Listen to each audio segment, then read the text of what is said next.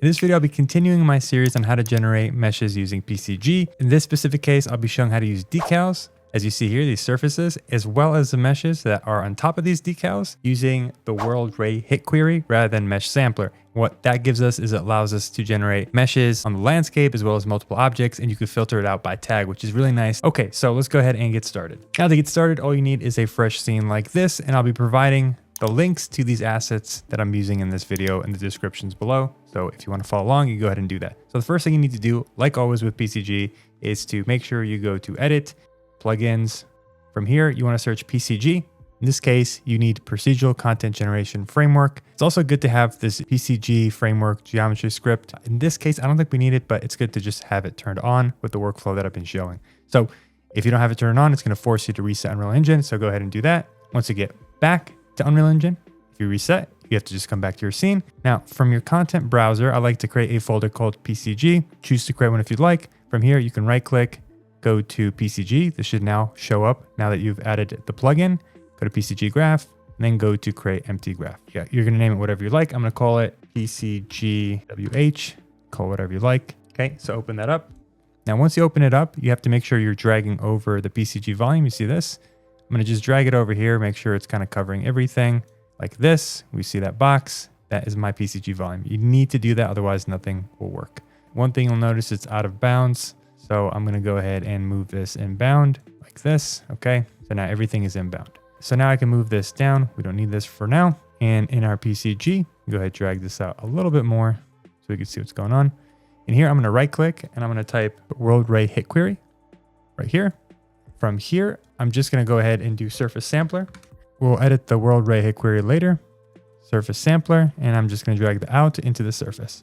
Okay, so we don't see anything. All you need to do is press D to debug. You're seeing points on the actual ground. You're seeing it on top of these different pyramids. And you'll notice that this guy is getting 0 love because he's out of bounds. We'll drag this over here. There we go. It's updated, it's inbound. For the most part, I gotta drag it some more. Now, something I noticed is if you scale up this volume box, this mesh box, it starts acting really weird. Like you'll have to force regen to do anything. For example, if I go ahead and I move this, oh, you're seeing actually it's happening right now. See how it's like stuck? You just have to press force regen. I don't know why that's happening specifically for the world ray hit query. It's something weird. I don't know, just doing it. So I'll undo the move. If you want to make it larger, just go ahead and scale it up, and then you can hit force regen just in case.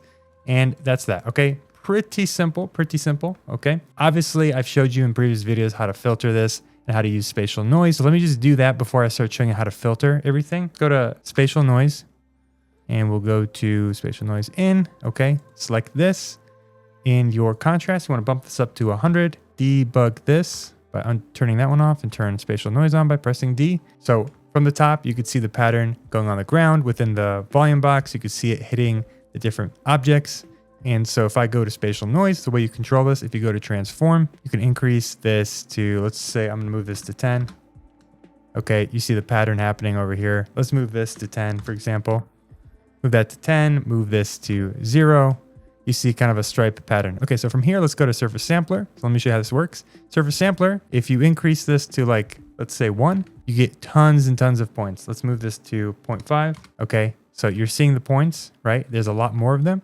To control the size of the box, you just go to point extent. Let's say I make them 20, 20, 20. You're making smaller points. Okay, so I'm gonna do that. If I go back to 1, right? If I go to 2, you're seeing how dense it gets.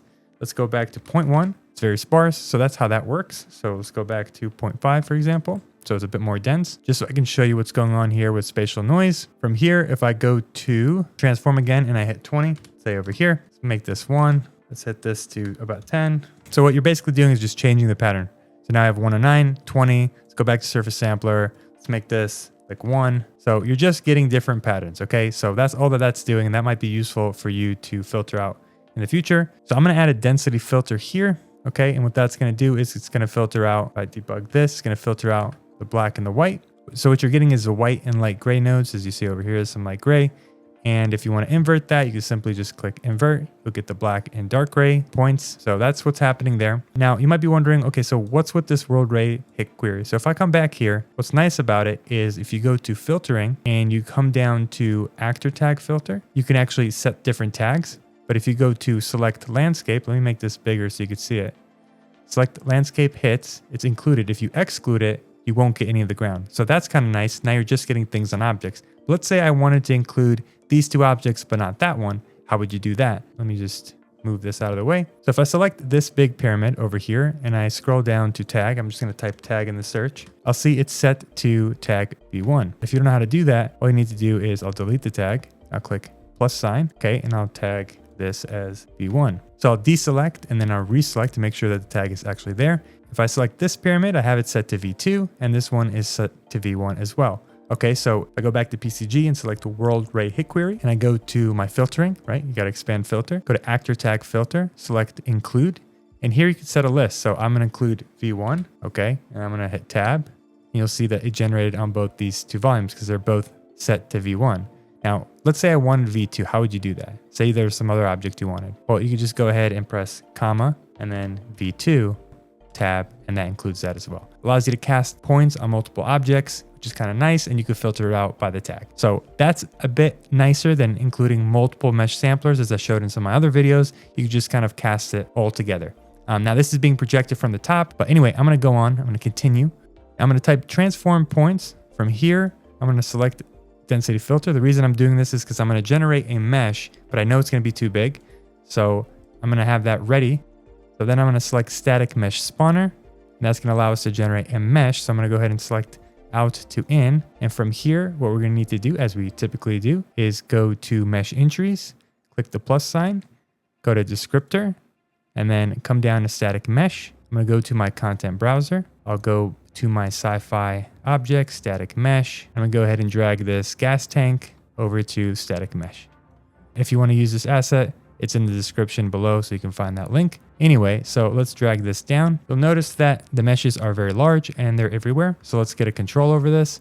First step I'm going to do is control how big they are. So I'll go to transform points. Okay, so from here, I'll go to the min and max scale. So I'm going to go to like 0.25 and just change the min and max to 0.25.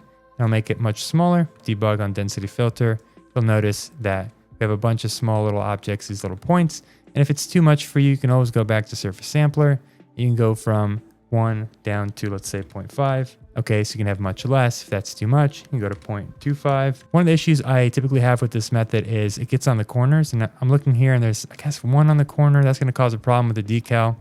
But for the most part, it's fine. If you have any issues with corners, oh, we got some over here. You can always come back to the seed and you can, kind of drag this around and get a different, generation of points. So that's one option you can use, although it's usually not going to solve your problem. I'll show you one kind of manual way of getting around that. But for now, this is what we have. Hopefully that makes sense. And so we got the mesh part. And so how do we create the decals? We're not going to use the static mesh spawner. We're going to use something else.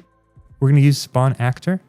Okay, so we're going to select that. I'm going to need another transform point. So I'm just going to copy paste this over here. I'm going to drag it and I'm going to go from density filter into my transform points. And I'm going to select transform points and drag it into my spawn actor. Now we're getting an error because we haven't selected anything, right? And so if I click spawn actor, like I'm doing here, I need to go down to template actor class, go from none, and then just type decal, select decal actor. Okay, so now we're getting this kind of white box.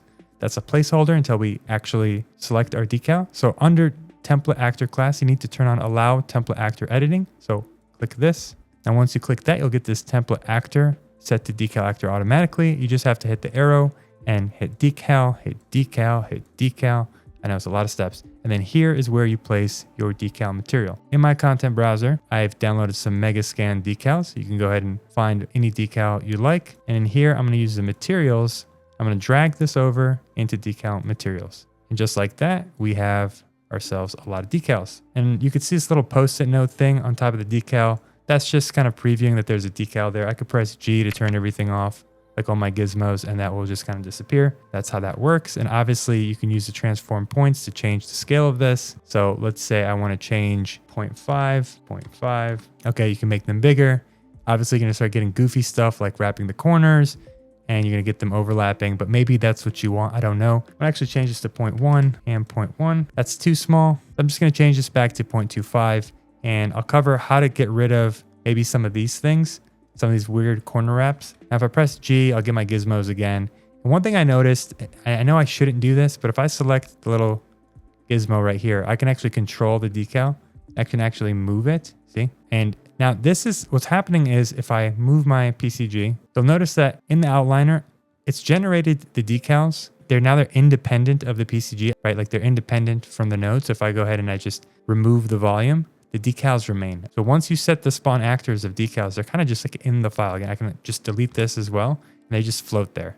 Okay, obviously they're not attached to anything because there's no object. Yeah, so that's what's happening. So if you don't like this, for example, you just go ahead and delete it. I'm gonna undo a few things to get my volume back. Where's my volume? There it is. Okay, so you can go ahead and delete it if you like. You can go ahead and move it. I know it's like not the most procedurally correct thing to do because you're kind of doing things manually. But for me, I just do this to just get a generative idea of what I could do with PCGs. I'm not like a purist by any means of it. So hopefully you learned a thing or two on how to use PCG with the world hit query to generate points on multiple objects, and obviously how to use PCG to create decals. In my next video, I'll show you how to use PCG to generate patterns of grass on splines like I'm showing here. Usually I just kind of generate grass within the spline itself, but in this case, I'm generating a very specific pattern using spatial noise. So I'll kind of show you how to do that in my next video. All right, that's it. See you in the next one.